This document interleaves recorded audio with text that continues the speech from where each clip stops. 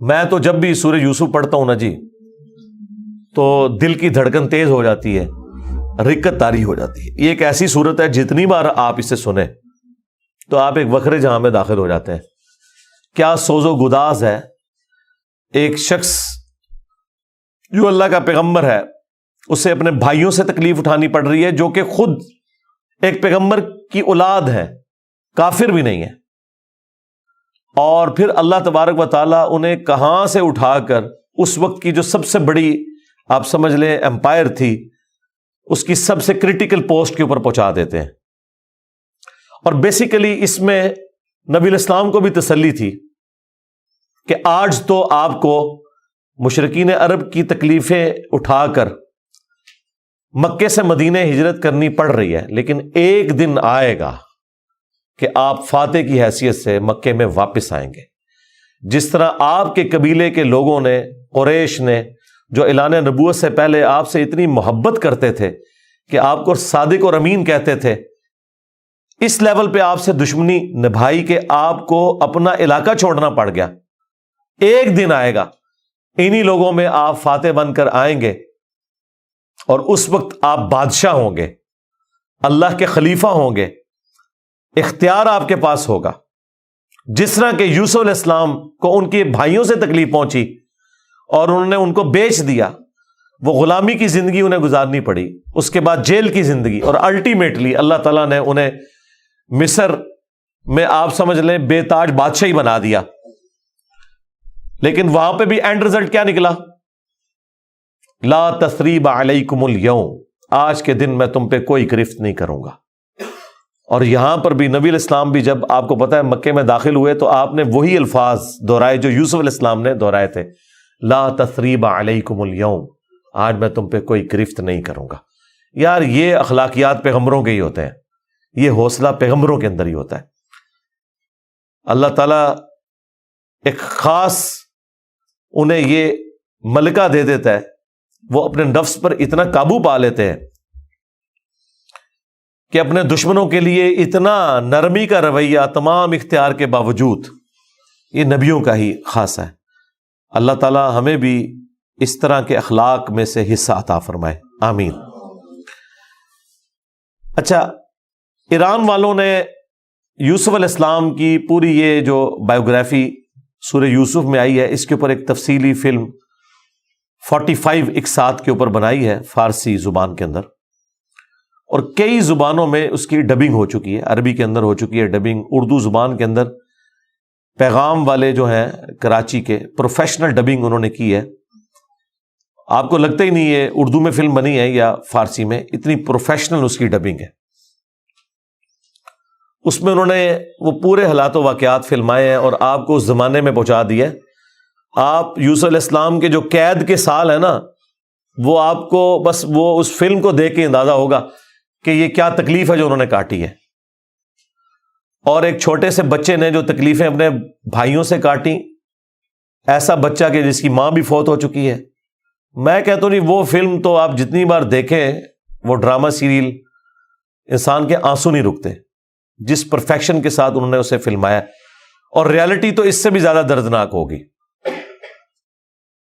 تو ظاہر ہے اب یہ ایک فلم بن چکی ہے، اور میں نہیں سمجھتا کہ وہ مسلمان جو روزانہ ہالی ووڈ یا بالی ووڈ کی فلمیں دیکھ کر سوتے ہیں، ان سے یہ ڈرامہ سیریل مس ہو جائے، انہیں ضرور دیکھنی چاہیے۔ اور توحید جس طریقے سے انہوں نے اس میں بیان کی ہے، کمال کی توحید بیان کی ہے۔ چند ایک جگہوں پہ آپ کو اختلاف ہو سکتا ہے، لیکن اوورآل جس طریقے سے انہوں نے اسے فلمایا، ایک صحیح ایمان جو ایک مسلمان کے دل میں جاگزی ہونا چاہیے، وہ انہوں نے واقعی اس کے اندر فلما دیا۔ میں شروع میں ایک بلو پرنٹ کے طور پر سورہ یوسف میں جو یوسف علیہ السلام کی بایوگرافی آئی ہے وہ بیان کر دیتا ہوں، مختصر سی، تفصیلی میں نہیں کروں گا تاکہ آپ کا ٹیسٹ خراب نہ ہو۔ پھر آپ جب ان آیات سے گزریں گے تو آپ اس ٹیسٹ کو فیل کریں گے۔ یوسف علیہ السلام چونکہ حضرت یعقوب علیہ السلام کے بیٹے تھے، اور ظاہر ہے کہ ان کی لیگیسی کو آگے کسی نے تو لے کے چلنا تھا۔ یوسف علیہ السلام کہ 11 بھائی تھے، ان میں سے ایک بنیامین تھے، جو ایسے بھائی تھے کہ ماں اور باپ دونوں کامن تھے، اور باقی جو 10 بھائی تھے وہ دوسری والدہ سے تھے ان کے، وہ خالہ بھی لگتی تھی ان کی، یوسف علیہ السلام کی، اور ظاہر ہے کہ ماں بھی تھی کیونکہ ان کے والد نے ان سے نکاح کیا ہوا تھا۔ 10 بیٹے اس ماں سے تھے، 2 یہ تھے، اور آپس میں ان کا ایک حسد والا معاملہ ہو گیا شیطان کی وجہ سے، ظاہر ہے کہ اب باپ کی لیگیسی کو کس نے آگے لے کے چلنا ہے، وہ ظاہر ہے وہ تو باپ نے تو ڈیسائیڈ ہی نہیں کرنا، وہ تو اللہ نے ڈیسائیڈ کرنا ہے۔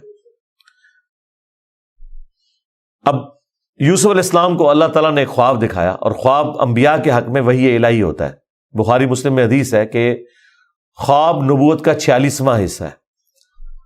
حضرت ابراہیم علیہ السلام کو بھی خواب میں ہی دکھایا گیا تھا، سورہ صافات میں آتا ہے کہ میں اپنے بیٹے کی قربانی کر رہا ہوں، اسی لیے انہوں نے اسے ایگزیکیوٹ کرنے کی کوشش کی، اور اللہ تعالیٰ نے فدیہ بھیج دیا، لیکن ایگزیکیوٹ اتنی بڑی ایکٹیویٹی کو کرنا کہ بیٹا قربان کرنا، اسی لیے تھا کہ وہ وحی الہی تھا۔ یوسف علیہ السلام کو اللہ تعالیٰ نے چھوٹی عمر کے اندر ہی 10-12 سال کی عمر میں ہی یہ خواب دکھایا کہ 11 ستارے اور سورج اور چاند انہیں سجدہ کر رہے ہیں۔ اس خواب کا ذکر انہوں نے اپنے والد سے کیا۔ ظاہر ہے اس زمانے میں تو والد ہی ڈائریکٹ ٹریننگ کیا کرتے تھے اپنی اولاد کی، اور ایک بڑی فرینکنس ہوتی تھی، اور پھر نبی کی اولاد۔ حضرت یعقوب علیہ السلام کو پتہ چل گیا کہ میری اس نبوت کا وارث اب یہ ہونے والا ہے، یعنی 12 بچوں میں سے اس کے سر کے اوپر یہ تاج نبوت سجنا ہے۔ تو ظاہر ہے باقیوں نے تو حسد کرنا ہے، حسد تو آ ہی جاتا ہے، آدم علیہ السلام کے بیٹوں میں آیا تھا، تو یہ اولاد آدم والا ہی معاملہ ہے۔ بہرحال وہ حسد آیا۔ حضرت یعقوب علیہ السلام نے یوسف علیہ السلام سے کہا تھا کہ اس خواب کا ذکر تم نے اپنے بھائیوں سے نہیں کرنا، ورنہ وہ تمہارے خلاف کوئی نہ کوئی چال چلیں گے۔ لیکن بہرحال یہ خواب والی بات کسی طریقے سے لیک ہو گئی، یوسف علیہ السلام نے تو نہیں کی، لیکن شاید آپ کی بیوی نے سنی اور انہوں نے باقی بیٹوں تک بات پہنچا دی۔ بہرحال کچھ ہوا ایسا معاملہ، اور ان کو اس اعتبار سے بھی اشارے مل گئے کہ یوسف علیہ السلام کے ساتھ زیادہ برتاؤ ایکسٹرا آرڈنری کرتے تھے یعقوب علیہ السلام، کیونکہ انہیں پتا تھا کہ یہ اللہ کے پیغمبر ہیں، اور انہوں نے اس توحید کی دعوت کو میرے بعد آگے لے کر چلنا ہے۔ حضرت یعقوب علیہ السلام کے جو باقی بیٹے تھے 10، 11واں تو خیر وہ چھوٹا تھا، وہ ان کا چھوٹا بھائی تھا، اس کے ساتھ تو مسئلہ کوئی نہیں تھا۔ وہ 10 بیٹوں نے اپنے باپ سے کہا کہ ہم دیکھتے ہیں کہ آپ بڑے پوزیسو ہیں یوسف کے معاملے میں، اسے آپ ہمارے ساتھ بھیجیں، یہ بھی ہمارے ساتھ کھیلا کودا کرے، جب ہم اپنے جانوروں کو چرانے کے لیے لے جاتے ہیں تو اس کو بھی ساتھ لے جائیں گے، تھوڑی اس کی بھی آؤٹنگ ہو جائے گی۔ تو حضرت یعقوب علیہ السلام کو یہ بات کلک کر گئی کہ یہ کچھ کرنا چاہتے ہیں، ان کو تو اندازہ ہی نہیں تھا کہ اتنی بڑی آزمائش ان کا انتظار کر رہی ہے۔ یار 40 سال کی جدائی آپ امیجن کریں، اور قرآن میں آیا کہ وہ نابینا ہو گئے تھے رو رو کے، اس تکلیف سے وہ گزرے۔ تو انہوں نے کہا کہ مجھے خطرہ ہے کہ تم یوسف کو صحیح طریقے سے دیکھ بھال اس کی نہیں کرو گے، کیئرلیس ہو جاؤ گے، چھوٹا بچہ ہے، کوئی بھیڑیا اس پہ حملہ آور نہ ہو جائے۔ انہوں نے کہا ہمارے ہوتے ہوئے 10 بھائی جس کے ہوں تو پھر تو ہم پھر نام کے ہی جوان ہوئے۔ بہرحال وہ تقدیر میں لکھا تھا، ایسا تو ہونا تھا۔ یوسف علیہ السلام نے وہاں پہنچنا ہی تھا جہاں اللہ تعالیٰ نے انہیں اتنا بڑا منصب عطا کرنا تھا۔ وہی ہوا، تنگ آ کے یعقوب علیہ السلام نے اجازت دے دی، وہ لے گئے یوسف علیہ السلام کو، اور پلان یہ بنایا کہ اسے قتل کریں گے، لیکن ایک بھائی تھا جو آڑے آ گیا، اس نے کہا قتل نہ کرو، ہے تو ہمارا بھائی، ہم اسے کسی کنویں میں ڈال دیتے ہیں، اور ان زمانوں میں جو قافلے گزرا کرتے تھے وہ کنویں پہ پانی کے لیے رکتے تھے، تو ہو سکتا ہے کہ کوئی نکالے تو یہ اس کے ساتھ ہی چلا جائے، جان چھوٹ جائے، قتل نہ کرو۔ اور اس میں وہ یہ بھی کہتے ہیں کہ ہم اس وقت تو یہ ایکٹیویٹی کرتے ہیں، پھر بعد میں اللہ سے توبہ مانگ لیں گے، اللہ تعالیٰ بڑا بخشنے والا مہربان ہے، جو کچھ بھی ہے تیرے محبوب کی امت سے ہے۔ یہ بھی قرآن میں نقل ہوا ہے، وہی سیم مینٹالٹی آگے چل رہی ہے، بعد میں نیک بن جائیں گے۔ اور انہوں نے ڈرامہ بازی یہ کی کہ یوسف علیہ السلام کے کرتے کے اوپر کسی بھیڑیے کا خون مال لیا اور کہا کہ ہم تو اسے سامان کے پاس چھوڑ کے گئے تھے، پیچھے سے بھیڑیا آیا اور یوسف کو کھا گیا، اور یہ اس کی قمیض ہے۔ عشاء کے وقت روتے ہوئے آئے، رات کے وقت قرآن کے الفاظ ہیں۔ حضرت یعقوب علیہ السلام کو سمجھ آ گئی کہ یہ میری آزمائش شروع ہو گئی ہے، کیونکہ توحید ایک ننگی تلوار ہے۔ انہیں سمجھ آ گئی تھی کہ میں نے اپنے بیٹے سے جو اتنی شدید محبت رکھی ہے نا، اللہ تعالیٰ مخلوق کی محبت کو برداشت نہیں کرتا، ایٹ لیسٹ ایک پیغمبر کے دل میں اس ایکسٹریم لیول کے اوپر جا کر۔ تو میری آزمائش شروع ہو گئی اب۔ تو انہوں نے کوئی بحث نہیں کی، انہوں نے کہا میں صبر کروں گا جو کچھ ہوا۔ ان کو پتا تھا کہ یہ اب اللہ کا فیصلہ ہے، کرنے سے کچھ نہیں ہونا۔ جو کوئی تھوڑی بہت کوشش کی وہ کی، انہیں اینڈ پہ ان کا میں اب صبر ہی کروں گا، جو اللہ اس کے لیے فیصلہ کرے وہی ہوا۔ ایک قافلہ وہاں سے گزر رہا تھا، انہوں نے پانی کے لیے ڈول ڈالا، اور یوسف علیہ السلام کو اللہ تعالیٰ نے قرآن میں آیا کہ یوسف کو ہم نے تسلی دی کہ ایک دن آئے گا کہ تم اپنے بھائیوں کو بتا دو گے جو انہوں نے یہ غلطی کی تھی، ہم تمہیں سرخرو کریں گے، بہرحال ابھی تو تمہارے لیے یہ طے ہو گیا۔ اور ظاہر جبرائیل علیہ السلام آنا شروع ہو گئے چھوٹی عمر میں ان کے پاس، ان کی تسلی کے لیے، اسی لیے ڈھارس بندی۔ انہوں نے پانی کے لیے ڈول ڈالا، یوسف علیہ السلام نے وہ پکڑا اور باہر نکل آئے، اور بھائی جو ہیں چھپ کے یہ منظر دیکھ رہے تھے۔ انہوں نے کہا یہ نہ ہو یہ پھر واپس آ جائے۔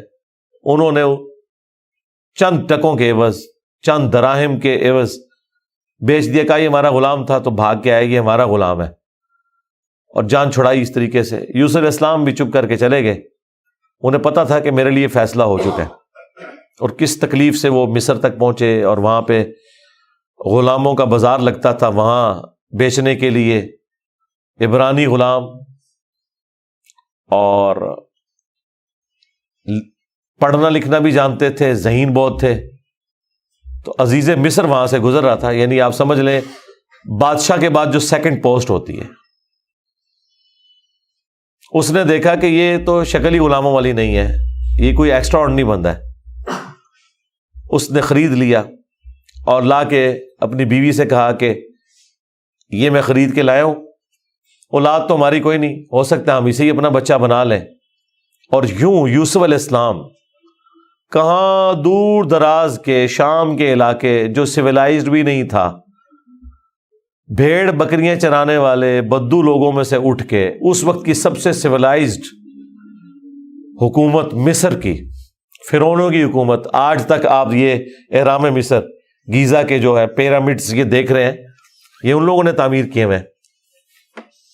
وہاں پہنچ کے اور قرآن کے الفاظ ہیں کہ ہم نے یوں اس کے لیے معاملہ آسان کر دیا کہ وہ عزیز مصر کی تربیت میں رہے اور علم حاصل کرے۔ ظاہر ہے کہ وہ کتنی بڑی بڑی میٹنگز ہوتی ہوں گی، جس میں میٹنگ کا ارینجمنٹ کرنا، کھانے پینے کا ارینجمنٹ کرنا، اور ایک خادم کی حیثیت سے باتیں بھی سنتے ہوں گے۔ یوں اللہ تعالیٰ نے ان کی لرننگ کروائی، اور یوں وہ جوانی کی عمر کو پہنچ گئے۔ اب عزیز مصر کی جو بیوی تھی، ظاہر ہے کہ وہ ادھر کا جو ماحول تھا ایک بے حیائی کا، اس کا وہ شکار تھی۔ وہ صرف وہ نہیں تھی، باقی عورتیں بھی تھیں۔ اس کی قسمت مری ہوئی تھی اس اعتبار سے کہ آزمائش سب سے پہلے اس پہ پڑی۔ یوسف علیہ السلام کو اللہ تعالیٰ نے حسن دیا ہوا تھا، تو وہ ان پہ فریفتہ ہو گئی، اور اس نے کوشش کی کہ انہیں برائی پر آمادہ کرے۔ دروازے بند کر دیے، قرآن کے الفاظ ہیں، برائی کی طرف بلایا۔ پہلے بلایا تو کسی اور کام سے تھا، اور اللہ تعالیٰ نے قرآن میں کہا کہ اس عورت نے یوسف کا قصد کیا، یوسف بھی قصد کر لیتا اگر اپنے رب کی نشانی نہ دیکھ لیتا، برہان۔ اور وہ نشانی قرآن میں نقل نہیں ہوئی، اسرائیلی روایتوں میں ملتا ہے کہ ان کو ان کے والد یعقوب علیہ السلام کی شبیہ دکھائی گئی، جو کہ یوں انگلی سے اشارہ کر رہے تھے کہ بیٹا یہ کام نہیں کرنا، اس طرف نہیں آنا۔ تو وہ بچ کے، ظاہر ہے اللہ نے فرمایا کہ یہ ہمارے مخلص بندے تھے، یعنی مخلص چنے ہوئے، ایک لفظ ہے مخلص جو اخلاص شو کرتا ہے، ہم مخلص ہونے کی کوشش کرتے ہیں، لیکن مخلص پیغمبر ہوتے ہیں جنہیں اللہ اپنے لیے خالص کر لیتا ہے۔ اللہ نے کہا ہم نے بچایا، یعنی انبیاء بھی جو بچتے ہیں نا برائیوں سے، وہ اللہ کی مدد کی وجہ سے۔ بہرحال اس تکلیف سے وہ گزرے، خبر لیک ہو گئی، کیونکہ جب اس نے قصد کیا تو یوسف علیہ السلام بھاگے، اللہ تعالیٰ نے معجزانہ طور پر وہ دروازے کھول دیے، اور یہ سین جس طریقے سے انہوں نے فلمایا ہے پہنچا دیا جی انہوں نے اس جگہ پہ، اس فلم کے اندر ایران والوں نے۔ بہرحال قرآن کے الفاظ ہیں، جب وہ دروازے کے اوپر پہنچے تو وہاں سے عزیز مصر آ گیا، اور پیچھے عورت بھی ہے تو اسے بھی شک پڑ گیا۔ وہاں پہ کوئی سیانہ بندہ تھا جس نے کہا کہ یہ دیکھو کہ اگر یوسف کی قمیض آگے سے پھٹی ہوئی ہے تو یوسف جو ہے وہ مجرم ہے، اور اگر یہ پیچھے سے پھٹی ہوئی ہے تو پھر وہ عورت مجرم ہے، کیونکہ یوسف علیہ السلام بھاگے تھے، اس نے پیچھے دوڑ لگائی ان کو پکڑنے کے لیے، تو پیچھے سے قمیض پھٹی ہوئی تھی اور وہ پیچھے سے پھٹی نکلی۔ ایران والوں نے فلم میں یہ فلمایا کہ وہ ایک شیرخوار بچہ بول اٹھا، لیکن یہ دور کی بات ہے، اگر یہ واقعہ ہوا ہوتا تو سارے کے سارے یوسف علیہ السلام کو اسی وقت نہ مان لیتے کہ یہ تو کوئی عام انسان نہیں ہے۔ مجھے لگتا ہے کوئی سمجھدار آدمی تھا جس نے مشورہ دیا، اور یہ لاجیکل بھی تھا۔ تو عزیز مصر کو پتہ چل گیا کہ اس عورت کی چال ہے، پھر بھی وہ باز نہیں آئی۔ جب اس کی خبر لیک ہوئی تو اس نے کہا میری تو دم کٹ گئی ہے، میں اب ساری عورتوں کی دم کٹواؤں گی۔ اس نے وہ جتنی بڑے اشرافیہ وہاں مصر کا تھا ان ساری عورتوں کو دعوت پہ بلایا، اور سب کے ہاتھ میں ایک ایک چھری دے دی، قرآن کے الفاظ ہیں، اور ایک ایک سیب دیا، اور یوسف علیہ السلام کو کہا کہ ان عورتوں کے سامنے آؤ۔ تو قرآن کے الفاظ ہیں کہ جب یوسف علیہ السلام ان کے سامنے آئے تو عورتوں نے بے خیالی میں وہ کاٹتے ہوئے سیب کو اپنی انگلیاں بھی کاٹ لی۔ کاٹنے سے مراد یہ نہیں کہ وہ کٹ کے علیحدہ ہوگی، مراد یہ کہ اس پہ تھوڑا بہت زخم آیا، یہ اتنا نہیں ہے کہ وہ انگلیاں ٹوٹ ٹوٹ کے کوئی علیحدہ ہو گئی تھی، یا کوئی ساری عورتوں نے یہ سب کچھ کر لیا۔ ڈاکٹر سرار صاحب نے اس کی اچھی توجہ بیان کی ہے کہ ہو سکتا ہے کہ کسی عورت کی انگلی زخمی ہو، اور یوسف علیہ السلام جو کہ غلام تھے وہ اس کی طرف متوجہ ہوں کہ میں اس کو پٹی کر دوں یا اس کے لیے کچھ ارینجمنٹ کروں، تو باقی عورتوں نے یوسف علیہ السلام کو اپنی طرف اٹریکٹ کرنے کے لیے جان بوجھ کے خود ہی اپنی انگلی کاٹی ہو کہ تاکہ وہ متوجہ ہوں۔ کوئی بہرحال اس طرح کا سلسلہ ہوا ایک ایکسٹرا آرڈنری، اور جب یہ حالت ہوئی تو اس نے پھر کہا کہ ہاں یہ تھا جس کے لیے تم مجھے بات کر رہی تھی، تم لوگ بھی تو اس میں گرفتار ہو گئے۔ اور پھر اس کی ڈٹائی ہے، اس نے کہا کہ میں اسے برائی کی طرف بلا رہی ہوں، اگر اس نے یہ میری بات نہ مانی تو میں اسے جیل میں ڈلوا دوں گی۔ تو یوسف علیہ السلام نے دعا کی کہ یا اللہ مجھے جیل قبول ہے اس برائی کے عوض، کہ میں تیرا مجرم بنوں۔ دیکھیں کوئی گناہ بھی نہیں کیا، برائی سے بچے ہیں، ہم ہوں تو ہم کہ ہمیں انعام ملے، وہ کہہ رہے ہیں مجھے انعام میں جیل مل جائے کہ میں ان کے شر سے بچ جاؤں۔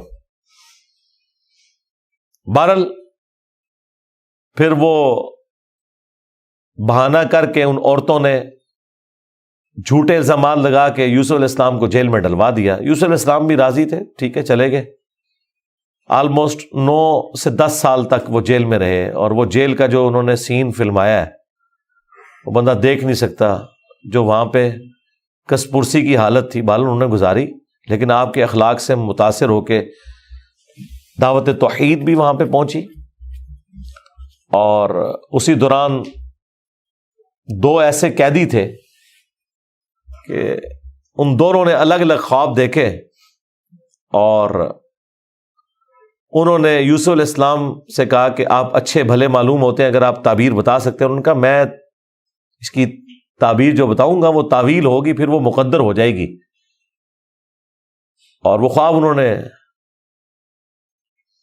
اپنا بیان کیا۔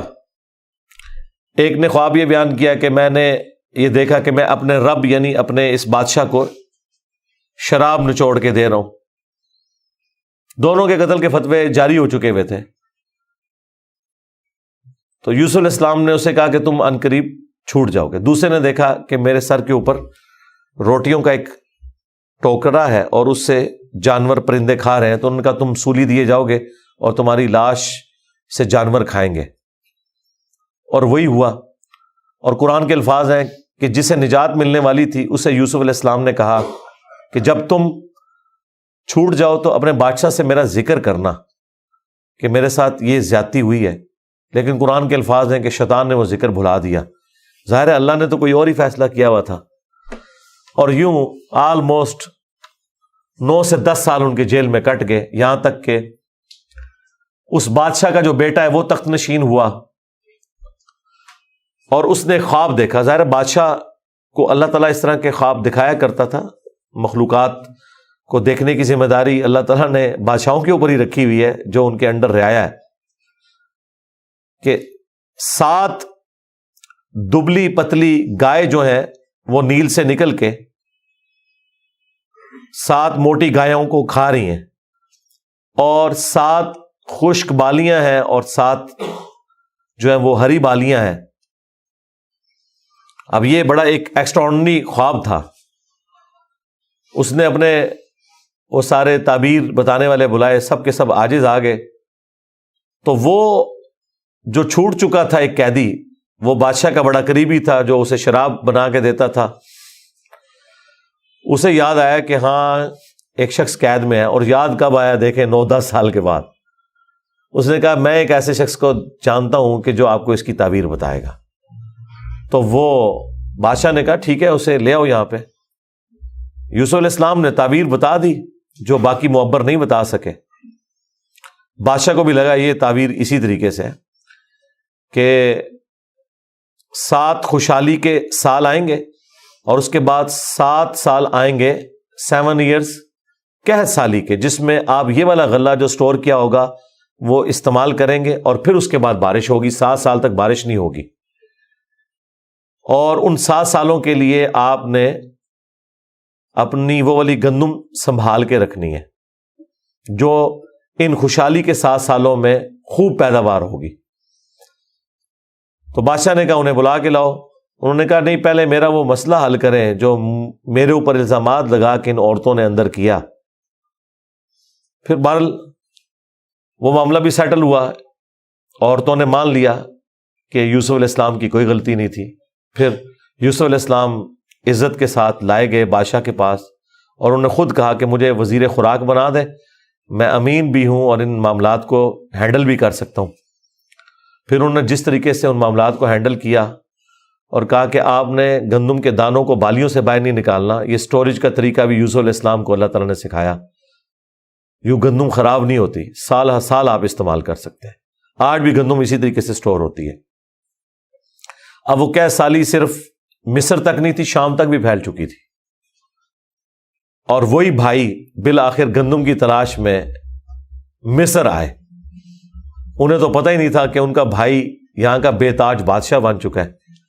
یوسف علیہ السلام نے انہیں پہچان لیا۔ ان تو سوچا ہی نہیں تھا کہ یہ سب کچھ ہوا، کوئی اس وقت انٹرنیٹ کوئی اس طرح کی تو چیز ہے ہی نہیں تھی۔ تو یوسف علیہ السلام نے انہیں غلہ دیا اونٹ بھر کے، اور جاتے ہوئے خادمین کو کہا کہ ان کی جمع پونجی بھی آپ نے ان کے اسی سامان کے اندر رکھ دینی ہے تاکہ یہ متاثر ہوں اور اگلی دفعہ پھر آئیں۔ اور پھر ان سے انٹرویو کیا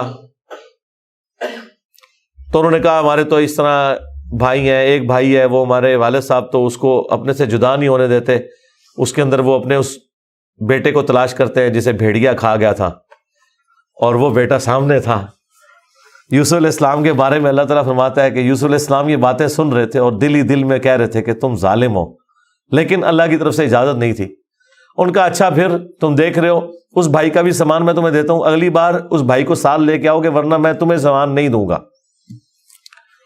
ظاہر ہے کسی بہانے سے تو بلانا تھا نا۔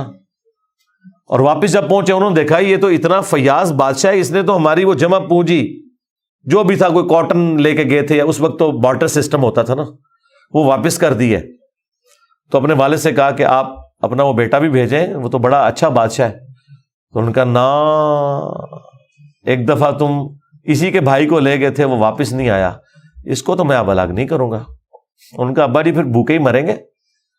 آپ کون سے شیخ عبد القادر جیلانی ہے کہ آپ نگاہ مار کے یہ کچھ کر لیں گے؟ ہاں تو اور کیا، گندم کے لیے انبیاء ان کی اولادیں اور یہ تو ہمیں سکھاتے ہیں کہ جی بڑے سے بڑا غوث قطب ابدال کسی صحابی کے پاؤں کی خاک بلکہ گھوڑے کے قدموں کی خاک نہیں ہے. تو قرآن میں تو کچھ اور ہی مل رہا ہے. اب بڑی فاقے آ رہے ہیں کہ کیا کریں. ان کا ٹھیک ہے بس دوسرا بھی اب دیتا ہوں. اور پھر اس میں انہوں نے ایک جملہ بولا کہ قریب ہے کہ اللہ تعالیٰ مجھے میرا یوسف بھی واپس کر دے. انہیں پتا چل گیا کہ ابھی بھی میری آزمائش باقی ہے. میں نے یوسف کو بنیامین میں تلاش کرنا شروع کر دیا تھا. ابھی بھی وہ والی کامل توحید جو اللہ کو ریکوائرڈ ہے نا,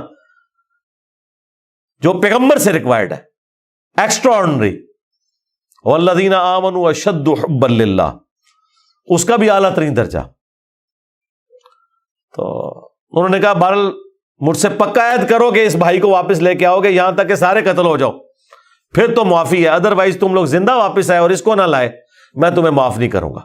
ان کا جی ابا جی عہد کرتے ہیں جی, میں فکر ہو جائیں آپ, ایسے ہی ہوگا. لے گئے.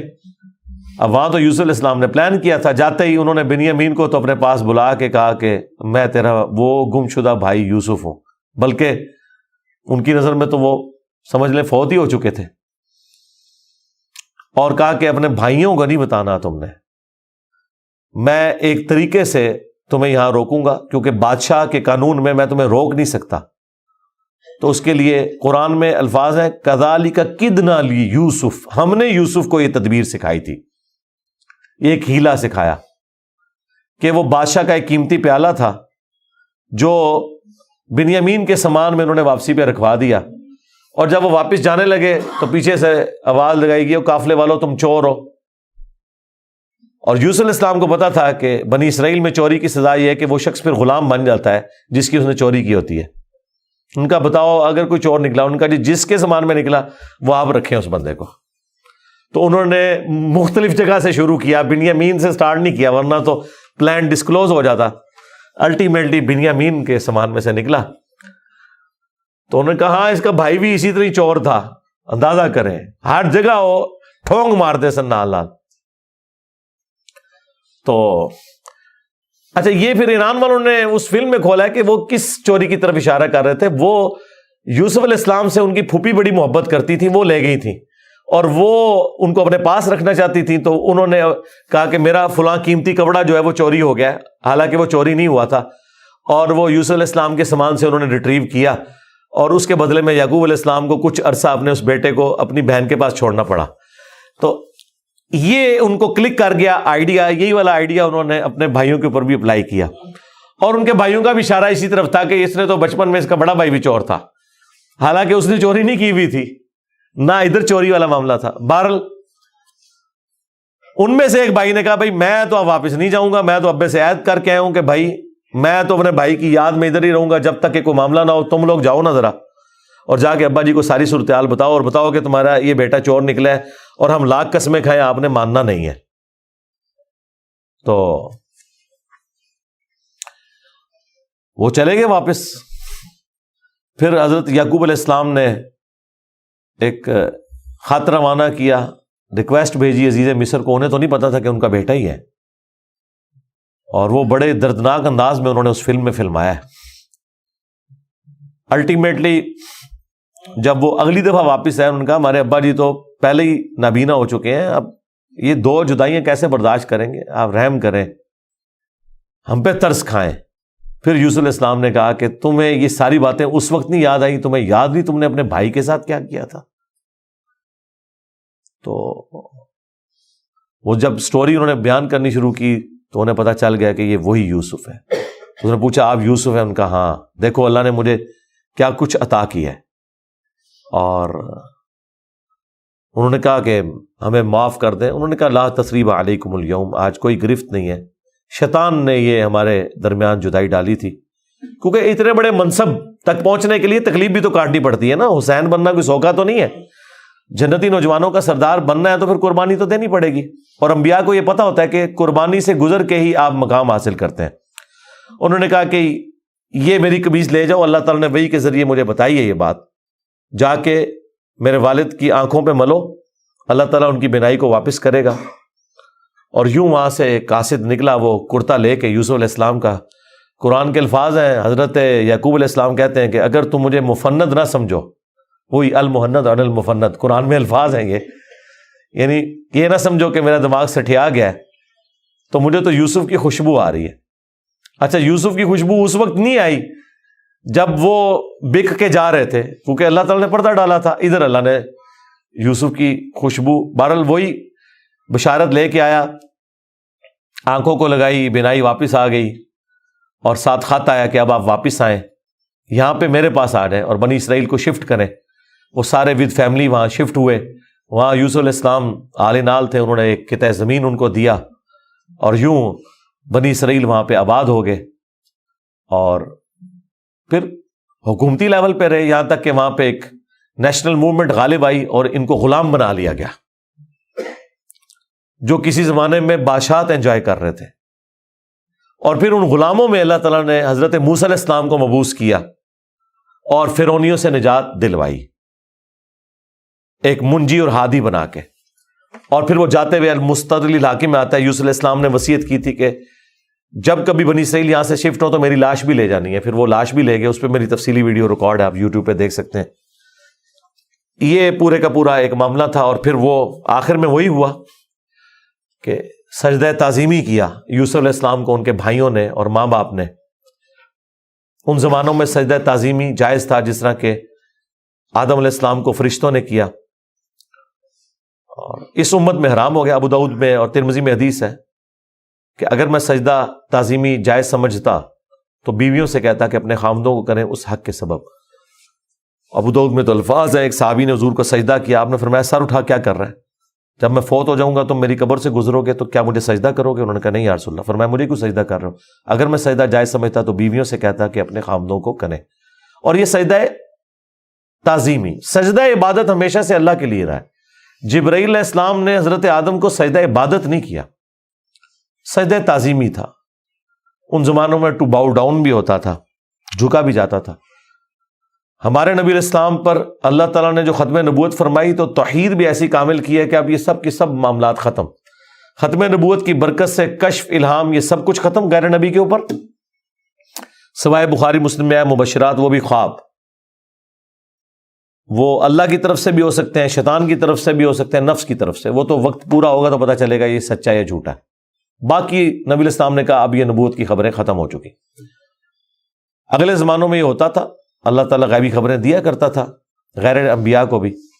اور اگلے زمانوں میں یہ بھی تھا کہ سجدہ تعظیمی ہوتا تھا. اللہ تعالیٰ نے توحید بھی اس امت میں کامل کی کہ سجدہ تعظیمی بھی حرام کر دیا، اور اب کسی کے لیے سجدہ نہیں ہے. بل وہ سجدہ کیا تو حضرت یوسف علیہ السلام نے کہا ابا جان یہ دیکھ لیں، یہ تعبیر ہے میرے اس خواب کی جو میں نے وہ بچپن میں دیکھا تھا. سرکار وہ خواب بڑا دیکھا ہے، وہ تعبیر ہوندے اس کا مزہ لوٹنے کے لیے 40 سال کی مشقت، جدائی، وہ بڑی تکلیف دہ چیز ہے. وہ جو آخری سین انہوں نے فلمائے ہیں نا، یعقوب علیہ السلام اور یوسف علیہ السلام کی جو ملاقات والا سین ہے، وہ بندہ دیکھ نہیں سکتا. اس زمانے میں انہوں نے پہنچا دیا جی. جو ایران والوں نے وہ ڈرامہ سیریل بنائی ہے 45 اقساط کے اندر. بہرحال الٹیمیٹلی اللہ تعالیٰ نے اس سے نبی علیہ السلام کو بھی بتایا کہ اگر آپ اس تکلیف سے گزر رہے ہیں نا تو یوسف علیہ السلام نے بھی تکلیف کاٹی. ہمارے نبی کی تکلیف پھر اس لیول پہ نہیں گئی. اللہ تعالیٰ نے 8 سال کے اندر ہی فتح مکہ کروا دیا. لیکن بہرحال انبیاء کو کیسی کیسی تکلیف اٹھانی پڑتی ہیں. یہ واقعات سننے میں بڑے انٹرسٹنگ تو فیل ہو رہے ہیں، لیکن جب آپ وہ فلم دیکھیں گے نا تو آپ کو اندازہ ہوگا کہ جس پہ یہ گزر رہی تھی اس کے لیے کتنی تکلیف دہ چیز تھی. ایک ایک لمحے پہ تکلیف جوڑی ہوئی تھی، اس کو ہم امیجن بھی نہیں کر سکتے. آج بات کرنا آسان ہے. اللہ تعالیٰ نے انبیاء کرام علیہ السلام کو تکلیف سے گزار کر مرتبہ دینا ہوتا ہے. ہمارے نبی علیہ السلام کو بھی اللہ تعالیٰ نے اتنا جو اعلیٰ مقام عطا فرمایا تو اس کے اگینسٹ پھر انہیں تکلیف بھی برداشت کرنی پڑی.